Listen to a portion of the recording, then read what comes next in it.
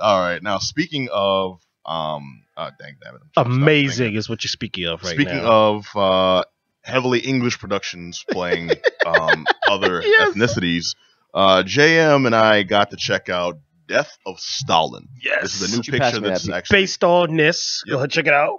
A new picture based on the graphic novel. Was it also a standard novel or just graphic? Graphic novel. Okay, based off the graphic novel. It was in French. Then they translated to English, and I got that a couple years ago. All right, it's in French, translated to English, starring Brits playing.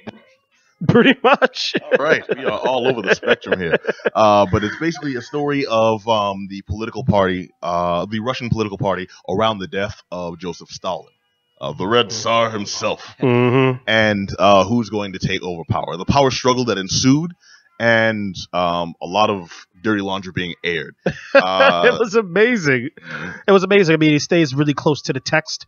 There are one or two things that edited out. I mean, the graphic novel was pretty intense. Had you read the graphic novel before? Yes, I did. He had read it. Yes, I did. I went in fresh.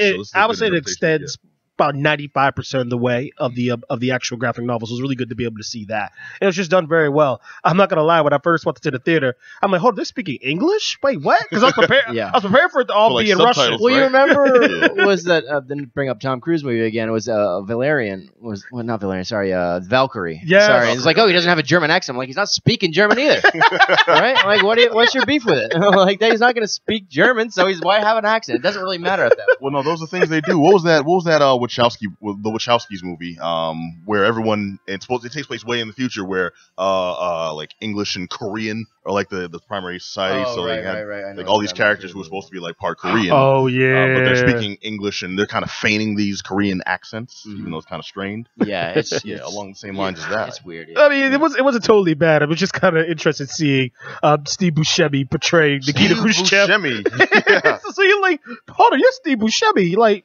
You're not Nikita Khrushchev, and it's just like really interesting that he portrays it so well. Well, the man's got great range. He's got the chops. I mean, and it's displayed in the actual film. I mean, you see him being bubbling Khrushchev at the beginning, just kind of an odd duck, and how he systematically moves into a position of power in the movie where he becomes more cold and more dark. And you're watching this movie over the course of 2 hours. You see Buscemi make this transition on the screen. Yeah, it's in real time. Like a Michael Corleone type thing. Yeah, anyways, yes. The whole time you think he's this like kind of goofy, lighthearted guy who's just everybody's friend, and over time you see he's this cold, calculating, just power mad, essentially fiend.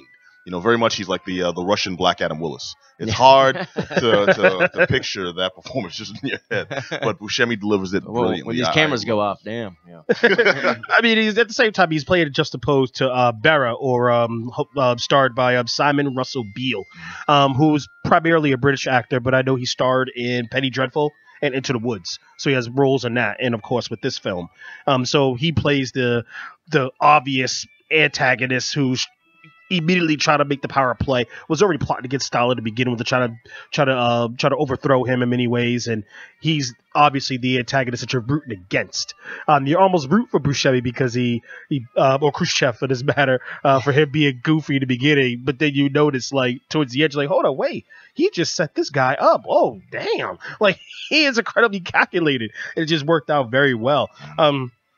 Paddy Considine is one of the Man, I like that guy. Yeah, I've liked him for a long time. Too. Yeah, and he's a dude that you may not actually recognize because he's done a lot of European type stuff, British movies, but very few works that have been seen here in America. If you've, I guess the best example of his work that you would recognize and know him from is if you've seen any of the latter Cornetto trilogy movies. So he wasn't in Shaun of the Dead, but you would see him in The World's End.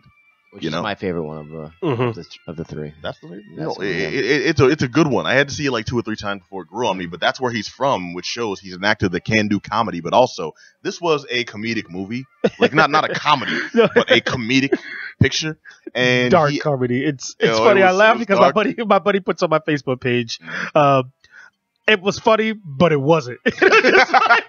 because the whole time you're laughing, but you're like, oh my god, people are really dying. Like this is really happening. Yeah. Like at some point during the movie, Khrushchev Khrushchev calls for the trains to run and to transport poor Russians into town to go see the death or view the body of Stalin against Bera's wishes. And Bera's secret police just mows them down and literally kills 1,500 people. And you see Bera angry because it was clear that Khrushchev set him up.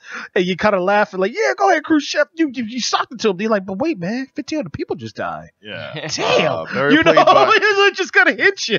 Barry played by Simon Russell Beale. Yep. Who's an actor who mostly plays like kind of dudes who are really put upon. You know, I'm your lawyer. Why won't you listen to me? I'm giving you good advice. Basically, he plays fat guys who sweat a lot and like wipe their brow. And Jason Isaacs it does was too. interesting to see him as like the villain.